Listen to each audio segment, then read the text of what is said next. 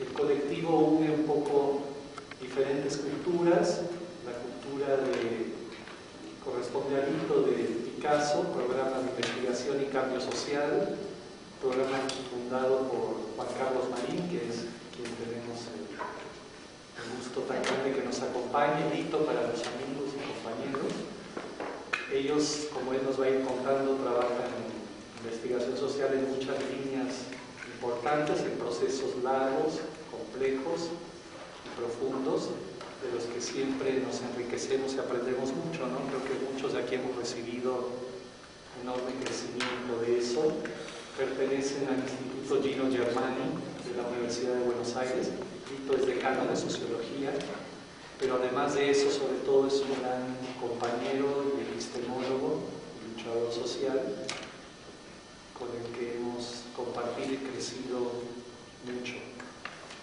Para nosotros esto nace en muchas formas, pero una peculiar primera es que una compañera, Paloma, que acabó sus estudios de posgrado en La Paz, en Estados Unidos, carteándose con Lito, le dice un día, nos manda un correo: Lito, ¿qué es el capitalismo? Así de abierto, ¿no? Y Lito con generosidad comparte que, bueno, quiero en este periodo que vamos a trabajar 3 meses juntos, en general trabajamos 3 meses al año juntos, desde hace unos 15 años, y entonces dice, quiero dar al grupo 6 charlas de 2 horas sobre el capitalismo. Entonces nosotros lo compartimos, le escribimos a Lito y dijimos, bueno, es algo de mucha riqueza, complejidad, que es bueno compartirlo con compañeros y gente cercana que está en caminos similares, ¿no? Como que es una perla que no queríamos nada más guardarla solos, ¿no? Entonces, eso nace de ahí, de esta forma a veces tan sencilla, pero bueno, es nuestro estilo, la posibilidad de reunirnos a pensar juntos, ¿no? Esa es la idea, pensar en voz alta juntos, hacer algo interactivo, dialogado y profundo, ¿no? Y desde siempre hemos, y ya con esto acabo, compartido en el grupo la idea que la reflexión es una forma de acción también, y la reflexión es clave para poder conocer mejor la realidad y las formas donde nos movemos y queremos transformar. Entonces, en eso el aporte, el conocimiento y la humanidad de Lito es una gran riqueza que nos da mucha alegría compartir. Se va a sacar un material de esta charla, algún cuaderno, también algún pequeño material audiovisual. Y la idea es que todos lo construyamos juntos el día de hoy. En principio es hasta las 6 la idea, la comida sería a las 2. Al rato, 1h30, 2, paramos un momentito si quieren, vamos un cafecito, una fruta, porque se pone densa la cosa, interesante. Y pues es un espacio de todos, ¿no? Entonces, tranquilos, y te dejo la palabra.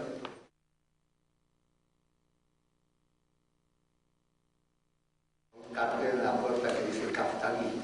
Pero como todos vivimos en condiciones de capitalismo, creo que se ha normalizado.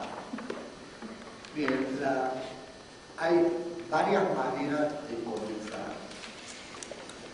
La más difícil quizás es comenzar a partir de lo que cada quien es. O sea, uno tiene que tratar de hablar con la gente real y no necesariamente yo los conozco a todos. Voy a hacer intentos de hablar con ustedes, digamos, pero es un intento y son ustedes los que me tienen que marcar cuando en realidad no estoy hablando con ustedes, sino con alguien que no saben quién es. Entonces, en ese sentido les pido que siempre que yo esté haciendo un relato, me indiquen en el momento en que el relato, como que sea oscuro, entonces ustedes me detienen y con franqueza y libertad me preguntan acerca de lo que acabo de decir y me piden que sea un poco más claro. Yo intentaré lograrlo, pero a veces no es fácil. El primer tema es que, como les dije recién, es plantear algo que tiene que ver con la vida cotidiana de todos. Pero al mismo tiempo llama la atención con que no todos tienen la misma imagen, la misma representación no solo de lo que es la vida de cada quien, sino también la vida de los otros. Entonces me interesaba bastante al principio tener cierta imagen de cuáles son las preguntas que ustedes se hacen y que les interesa conocer, sobre todo cuando alguien los convoca a conversar sobre un tema tan complejo y además tremendamente diverso como es el tema que nos convoca hoy. A nadie se le escapa que todos los pueblos no son iguales. Basta, dentro del propio territorio nacional, distanciarse 50 kilómetros, 30 y a veces un par de metros para encontrar cosas tremendamente heterogéneas a lo que uno es y hace todos los días. Y no se trata solo de diferencias sociales, se trata, y que es lo más importante, de verdaderas diferencias culturales. Desde esa perspectiva, y para comenzar entre nosotros, una manera de acercarnos y conocernos, ¿quién está acá sentado? No me pareció que el modo de decir quién es cada uno diciendo su nombre y apellido y las cosas que hacen. Me pareció una cosa que podía ayudarnos a construir esta situación. Era que cada quien escribiera una cosa muy cortita acerca de qué le interesa saber y conocer cuando aparece esta palabra. Que aunque es una palabra muy usada, no todos nos representamos lo mismo cuando suena la palabra. Entonces me pareció prudente no tomar el examen de conciencia, sino decir, bueno, cuando usted oye eso, ¿qué le interesa saber? Así de simple. Y es más, una vez que uno dice lo que le interesa saber, el que quiere pone las razones. Las razones a veces son insondables. O sea, uno tiene interés por cosas y si alguien pregunta por qué, se tiene que rascar y pensar mucho y quizás a veces ni siquiera alcanza a decir por qué. Pero es un estado de ánimo. Entonces, a partir de que nadie está tomando examen, porque cada quien escribe y no tiene por qué firmar ni poner su nombre. Pero me gustaría que dijeran qué le interesa a cada quien cuando oye esa palabra. Y todos los intereses, les aviso, son tremendamente legítimos. Así que hagan una hoja cada quien, escriban y retornen la hoja para ayudarme a mí a saber con quién estoy intentando conversar. ¿Se entiende? Desde esa perspectiva. Y lo hacen lo más claro que cada quien puede. No necesariamente se tiene claridad ante una situación así. Así que dice Tertulio.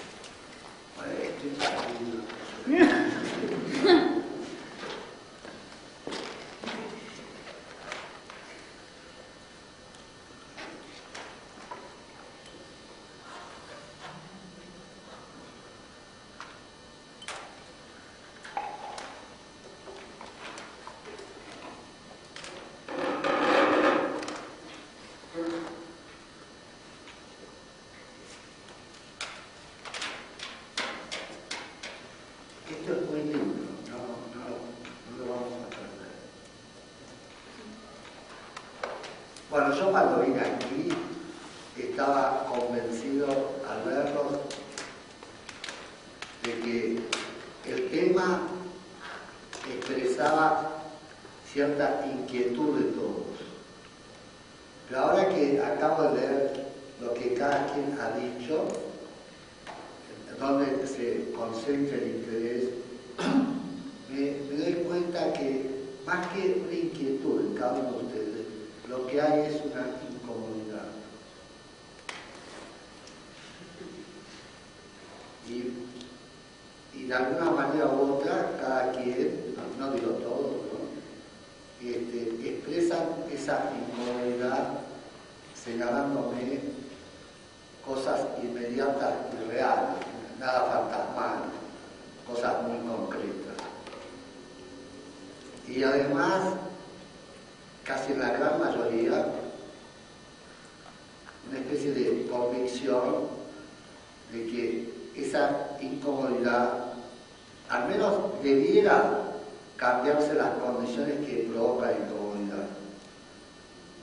También algunos, las esperanzas es que es posible cambiar al menos. Yo digo, la palabra posible está, la necesidad de cambiar las cosas que nos provocan incomodidad. Es muy interesante porque todas las letras son muy claras respecto a este tema. En algunos la pregunta está bastante concentrada, no como una sensación de urgencia, sino de necesidad.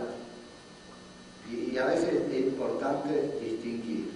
O sea, no se trata de que han escrito acerca de la urgencia, sino de la necesidad. Si hubiera sido y escrito todos en lo de la urgencia, yo hubiera pensado que era una cuestión muy personal de algunos. En cambio, todos están bastante concentrados en la necesidad más que en urgencia. El tema es este, que tiene, y todos reconocen en la letra escrita, de que el capitalismo es algo que nombra muchas cosas diferentes.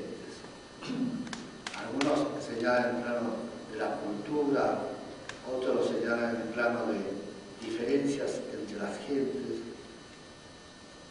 producidas por este tipo de ordenamiento social. Ahora, la cosa más interesante, y ya distanciándome de esto y tratando de ir instalándome en buscar caminos para intentar responder a las demandas que aquí ustedes expresan. Un tema que es interesante es este: la realidad inmediata que vivimos hoy día no ha sido solo construido por el desenvolvimiento de un orden social que se ha dado a llamar capitalismo. Tiene una antigüedad muy larga. O sea, simultáneamente tenemos hechos, modos de vida, maneras de pensar, es más, maneras de sentir, emociones, que han sido construidas desde hace no menos de 2000 años. Tiene una complejidad muy grande. Y esta es una advertencia importante. Cuando uno habla de capitalismo, siempre tiene que aclarar que es un proceso que tiene una historia muy larga. Y que esa historia muy larga no es plena y totalmente un modo de existencia, de vida capitalista.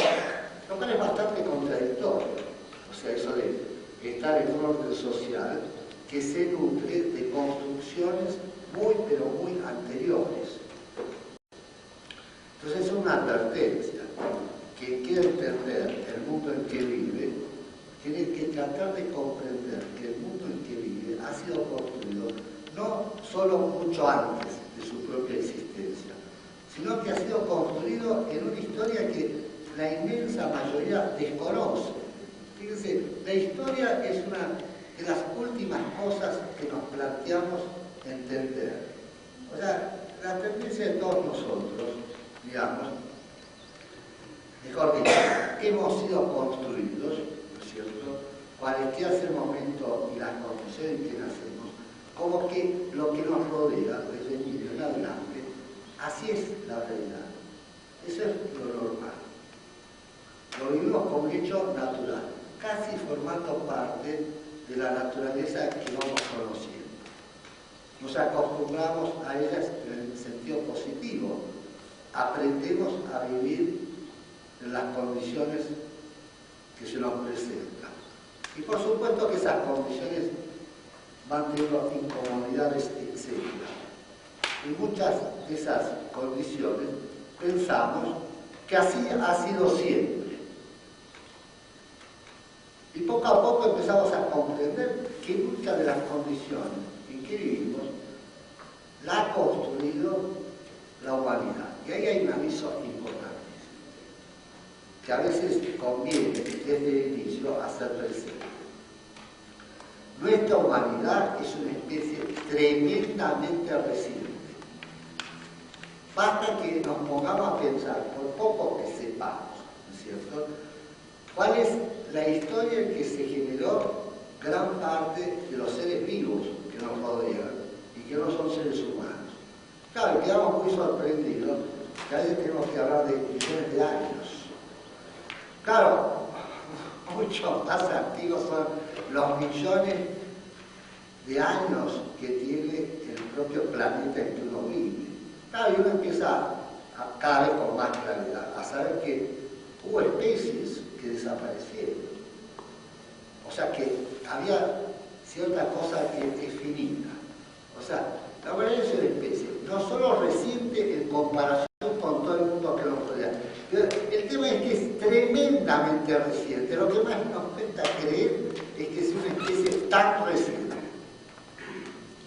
Claro, es algo que poco, es más, lo normalizamos. Eso que nos digan que los dinosaurios, tal cosa, ya hoy día lo vimos con la cosa más natural del mundo. Y el problema de por qué desaparecieron es un elemento que quizás nos interesa más de cuándo nacieron. O sea, la amenaza de la finitud de nuestra propia vida es un elemento que de manera muy oscura siempre sigue dando vuelta. Hablamos poco de él, pero todos lo tenemos presente.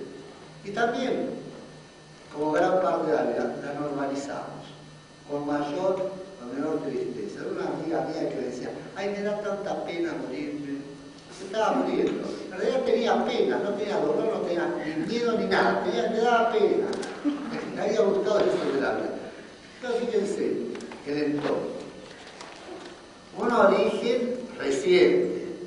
Y encima una vida finita, Cristo, demasiadas cosas a la vez, así fuerte. Pero cuidado, todos las vamos a normalizar, ¿no es cierto? O sea, no vivimos obsesionados, claro, en el fondo quizás sí, cada quien. Digo, entonces es una especie reciente. Y otro elemento muy importante que nos cuesta a veces darnos cuenta, ¿no es cierto?, es que es una especie relativamente reciente en relación a todo lo que nos rodea. Sino que además en formación. Es una especie que no está totalmente formada. Eso ya cuesta un poco más entender.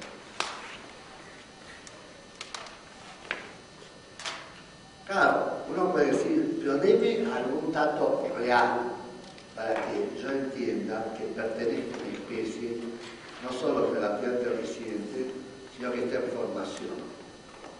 Claro, quizás el dato más importante que nos ayuda a entender que es una especie de formación es que hoy día, si tomáramos un globo terráqueo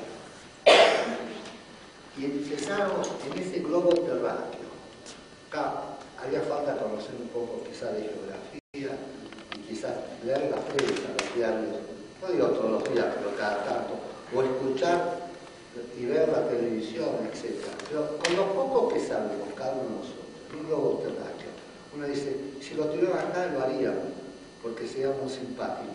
Como recién ahora se me ocurrió, yo no tengo el globo terráqueo, ni el mapa.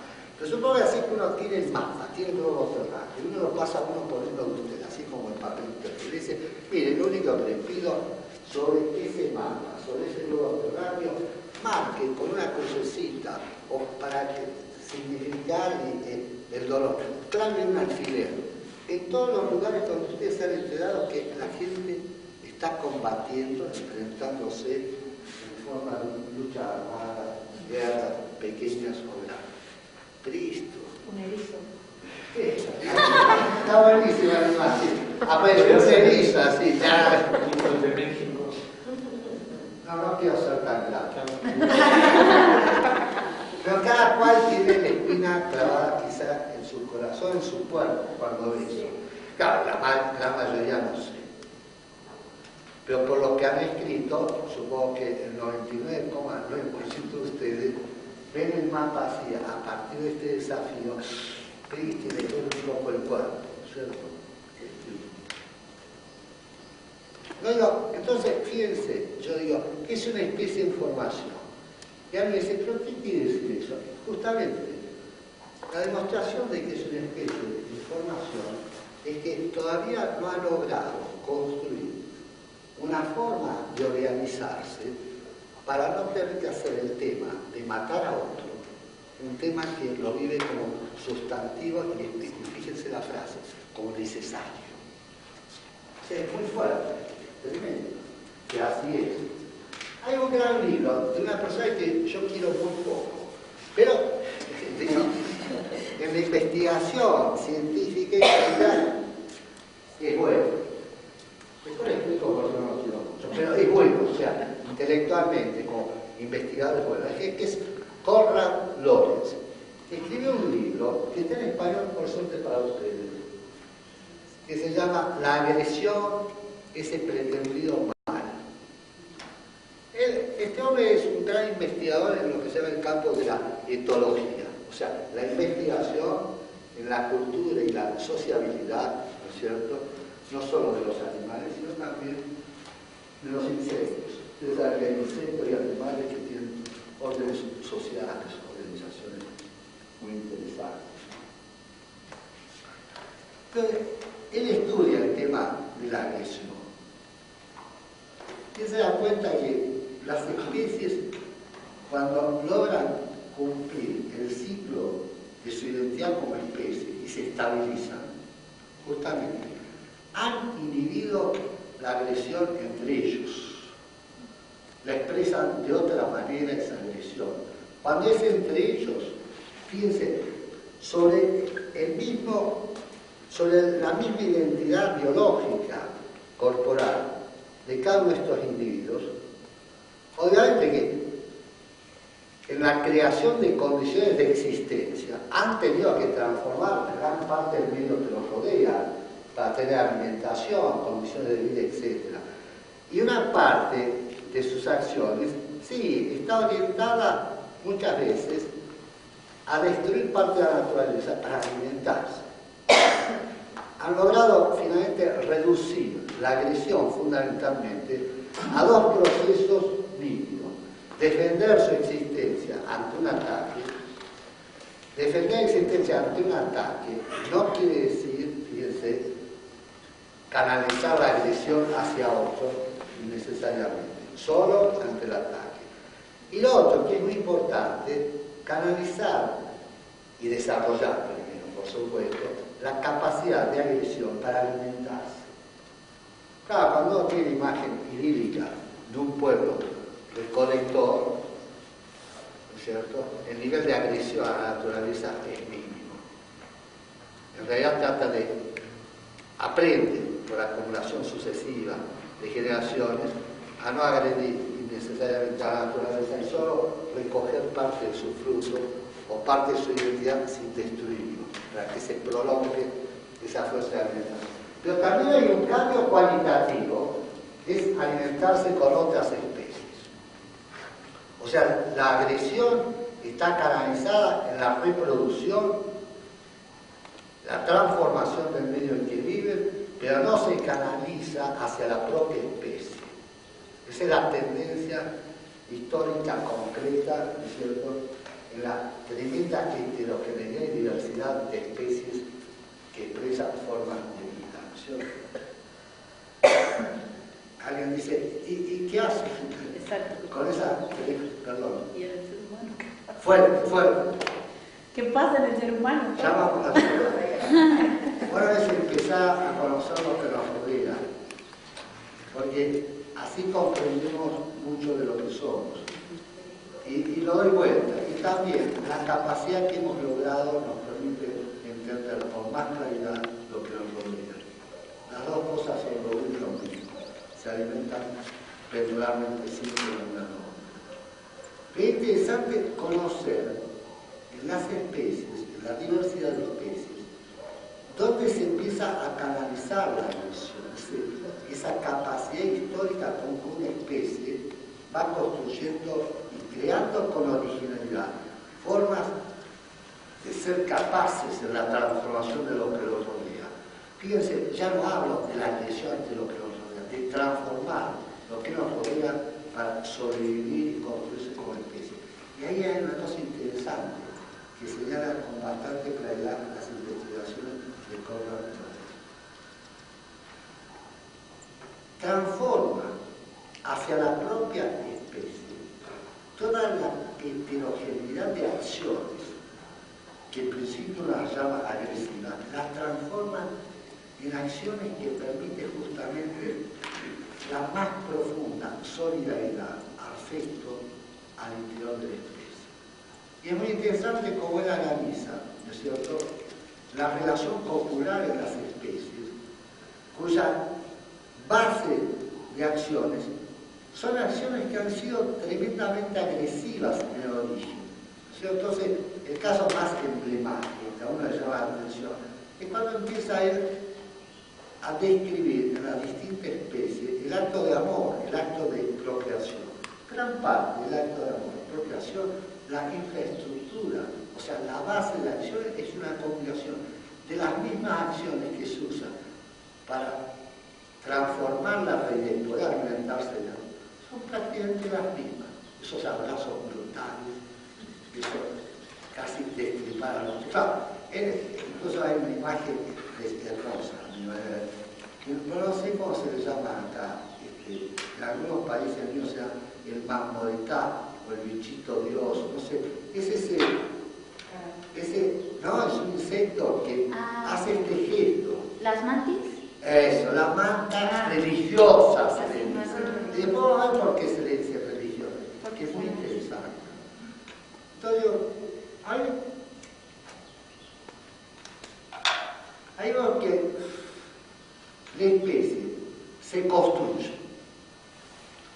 Y uno puede calcular en qué etapa está una especie en su construcción, en la medida que inhibe esa, entre comillas ahora, agresión o transformación de lo que lo rodea, ¿no es cierto?, va inhibiéndolo al interior de la especie y lo va transformando en una relación solidaria, profunda, muy orientada hacia el proceso de su reproducción.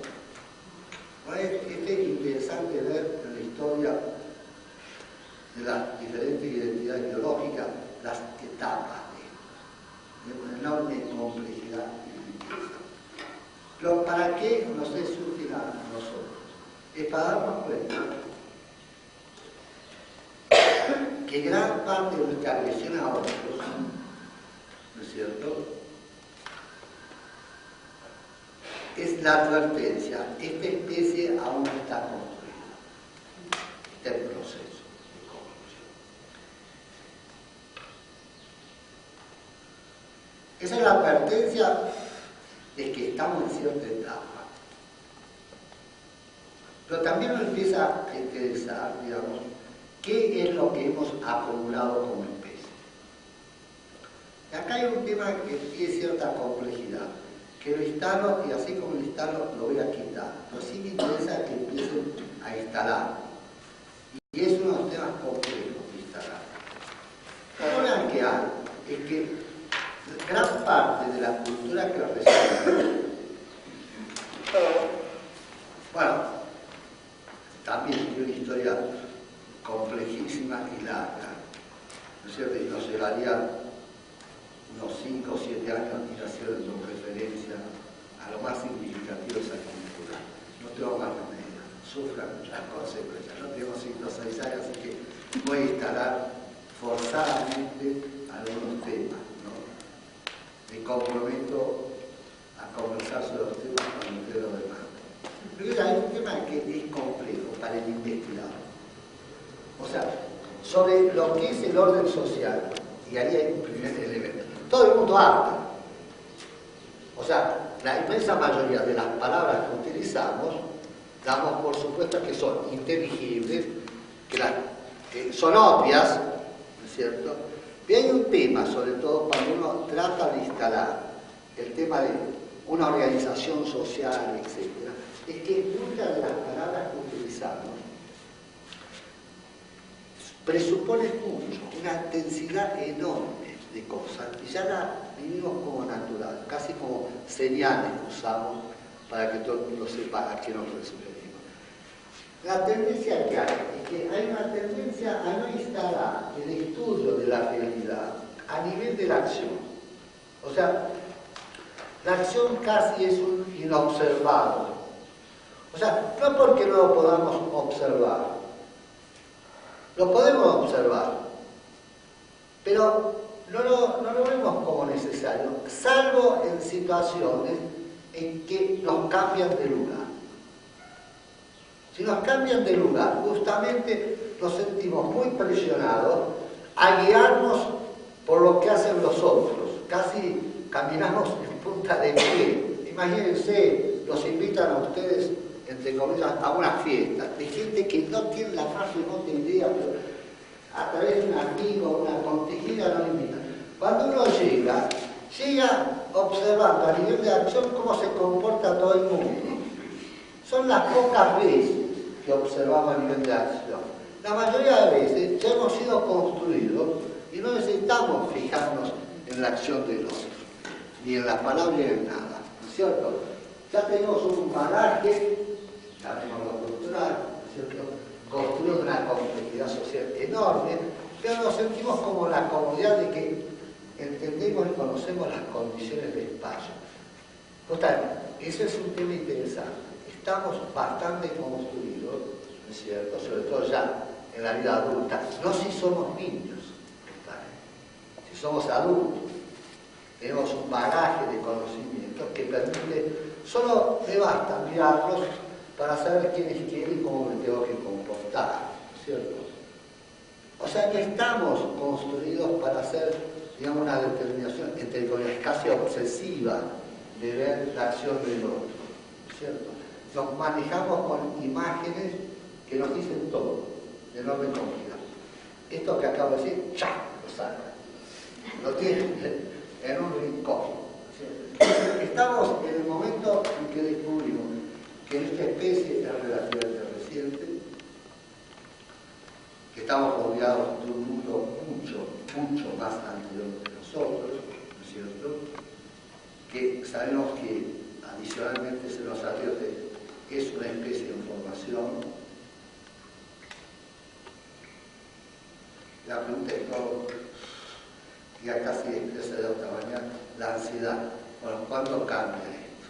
¿Qué podemos hacer para cambiar esto? Digo, bueno, primero que nada tratemos de conocer qué es esto, ¿no? ¿De dónde surgió? ¿Cómo surgió? Y un dato importante, ¿cómo cambia?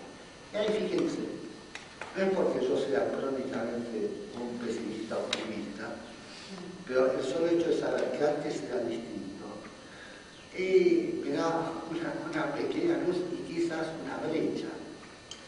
Pero me doy cuenta que justamente tengo que entender cómo llegamos aquí, la complejidad que llegamos aquí.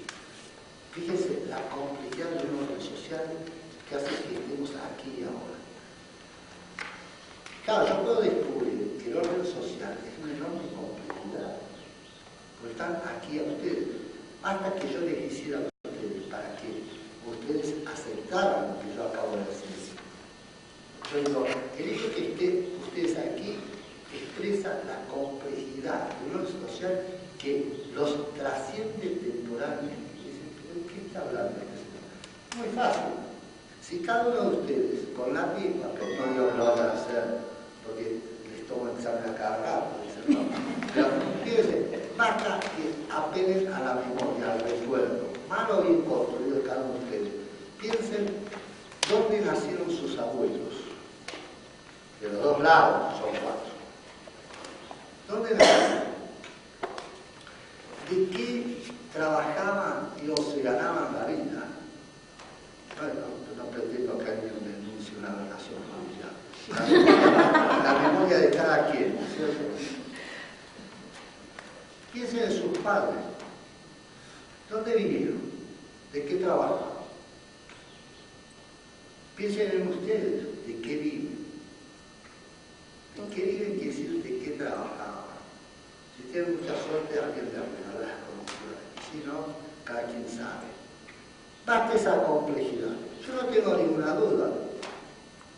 Todos los abuelos nacieron en este territorio, los 4, que a mí me da un dato importante. Quiere decir que la historia de ustedes tiene mucho que ver con este territorio inmediato. Con lo cual, la historia de este territorio es muy importante para comprenderlos a ustedes. Levanten la mano quienes sus abuelos, alguno de los 4 no nació aquí. ¿Los abuelos qué? No nació aquí alguno de los abuelos. Alguno de los 4. Ah, en Cuernavaca. No, aquí esto.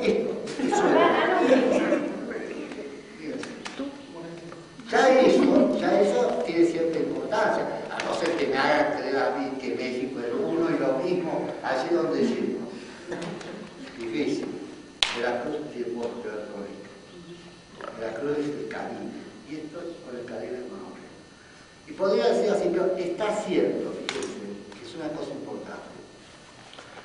Hay un proceso social en la identidad de cada uno de ustedes que opera.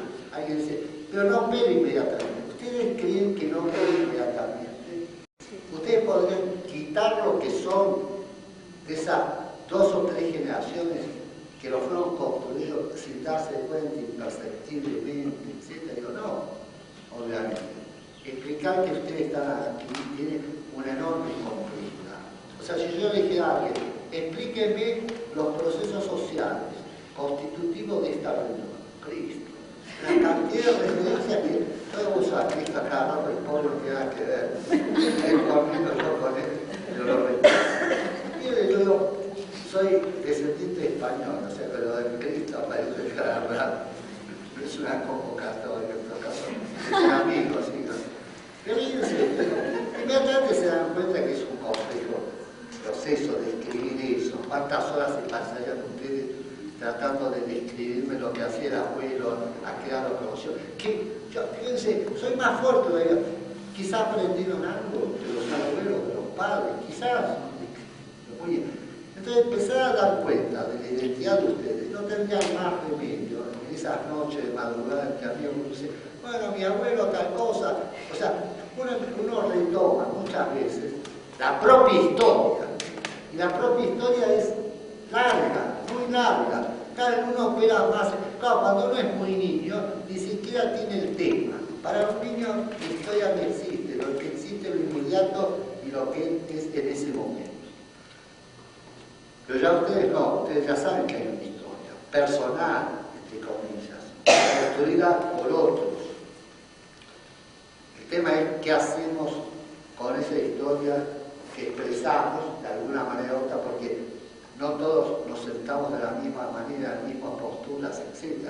Cada uno empieza a descubrir que el modo en que ustedes se sientan hoy día fue construido hace exactamente 4 siglos.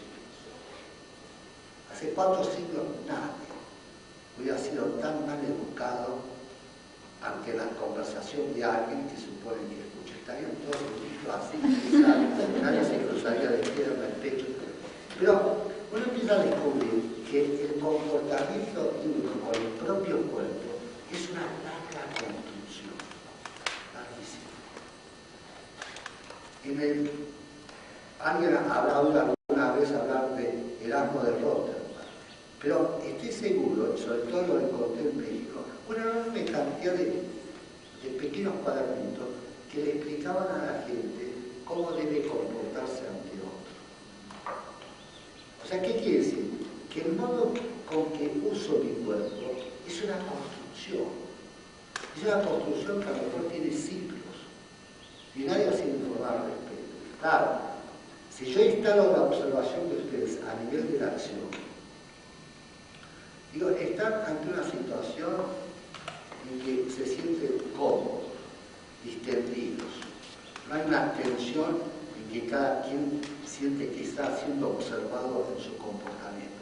Claro, si tuvieran que presentarse a una convocatoria que ofrece trabajo en condiciones de una enorme desocupación que hay en México, ya veo cómo estarían todos, no solo nerviosos, sino que estarían muy atentos a cómo usan el cuerpo, cómo dirigen la mirada al otro, cómo bajan la cabeza, cómo escuchan. O sea, ustedes empezarían a descubrir que el modo en que actúan a nivel de la acción tiene una complejidad enorme.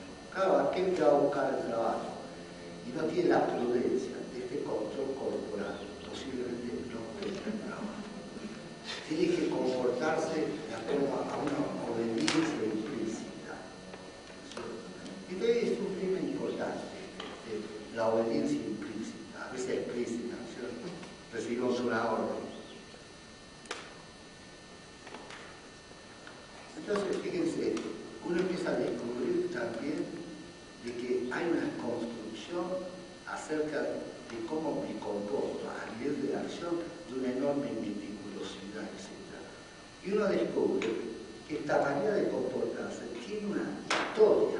Hay una historia del cuerpo, una historia del modo en que me vinculo al cuerpo, tremendamente compleja, tremendamente compleja.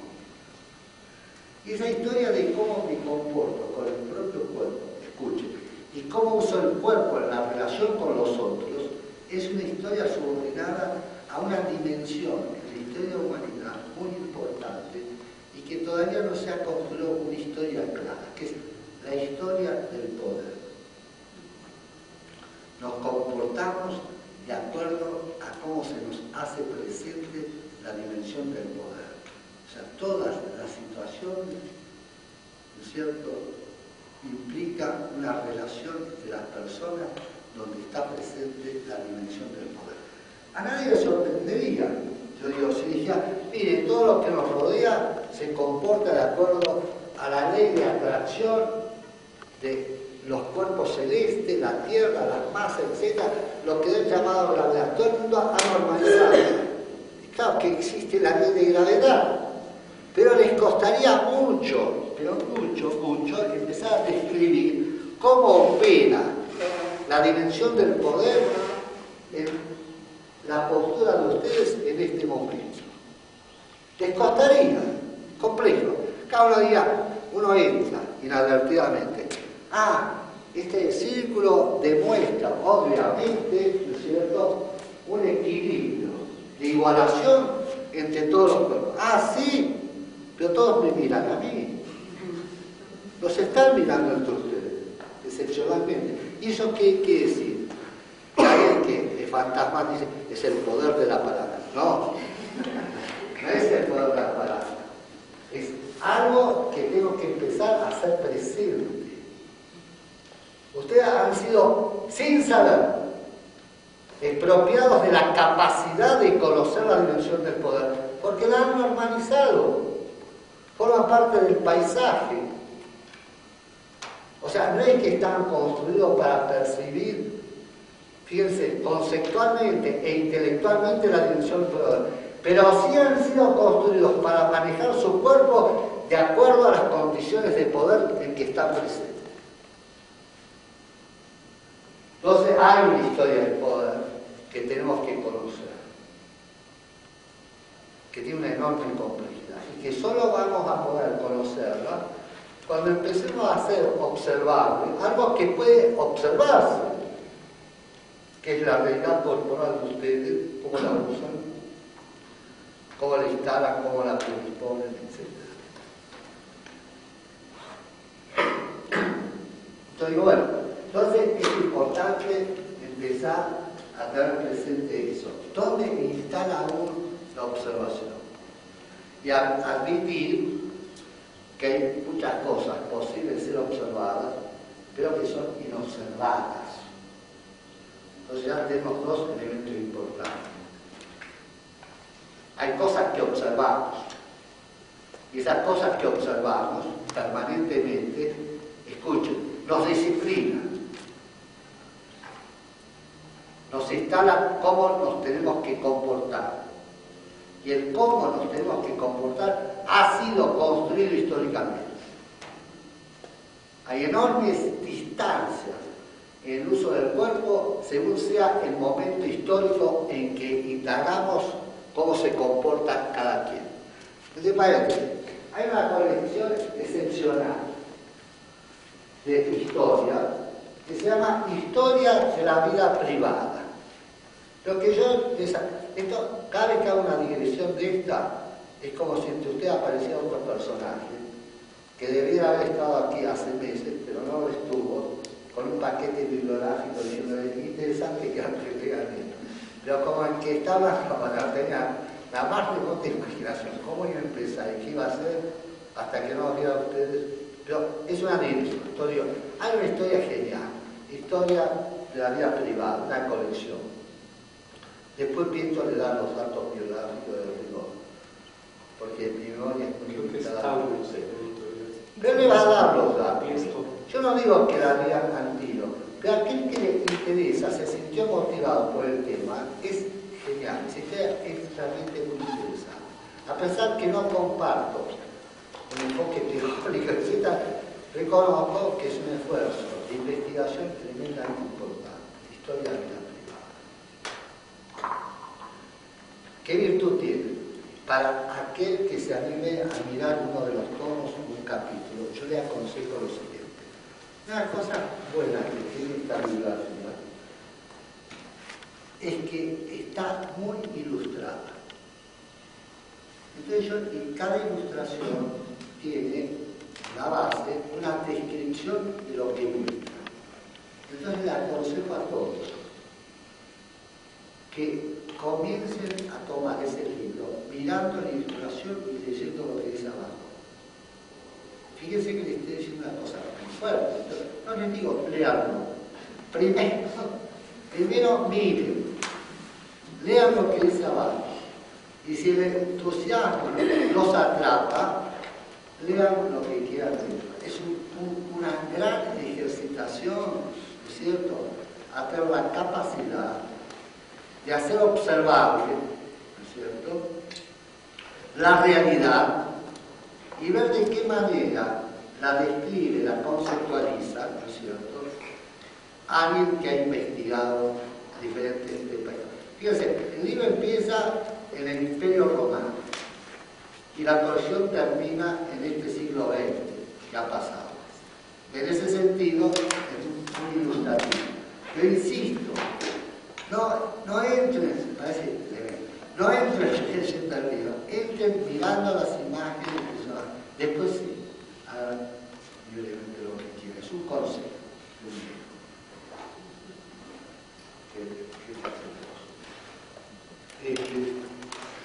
Luego, estaba hablando de especies, empezamos a darnos cuenta de que sin sabernos, aunque nuestra expectativa de vida sea tan fugaz, una expectativa de vida en el siglo XVIII, XIX, es que la mayoría de la gente apenas llegaba a los 30 o 35 años. Hoy día en los países de mayor acumulación económica, social y cultural, la expectativa de vida es de 70 años, 75. Reconozcamos que es poco, que es fugaz. Por lo cual, esto de que la expectativa de vida haya cambiado tanto a lo largo de la historia no se ve. Pero nos hace una advertencia. En el pasado, donde más se podía acumular la experiencia humana, por supuesto, eran en aquellos más longevos. De ahí uno empieza a entender que en la dimensión del poder, quienes expresaban y representaban más poder, tenían que ver con la longevidad. O sea, la longevidad era algo que tenía un hándicap, tenía una ventaja sobre el resto. Había tenido experiencias mucho mayor que las más jóvenes, y gran parte de esa experiencia había logrado conocerla, y obviamente eso era una distancia tan grande con los otros, ¿no es cierto?, que se convertía en la capacidad de tener una relación para los otros desfavorable. Suponía algún tipo de privilegio. Ella también tenía alguna relación con que incidentalmente alguien tuviera, por razones biológicas, del proceso de selección humana ante las condiciones de vida, ¿no es cierto?, tuviera mayor capacidad física. Esa mayor capacidad física le daba la opción de tener más circunstancias que desarrollase su destreza ante el medio que lo rodeaba. Entonces fíjense qué extraña relación entre mayor fuerza, entre comillas, en el campo físico, material, y mayor fuerza en el campo de experiencia que podía llegar a conocerlas, a anticiparlas. Justamente, el nacimiento de la dimensión poder tenía que ver objetivamente con esas circunstancias. Y el tipo de empezar a relacionarse con los otros empezaba a ser una relación muy dominada por esa dualidad.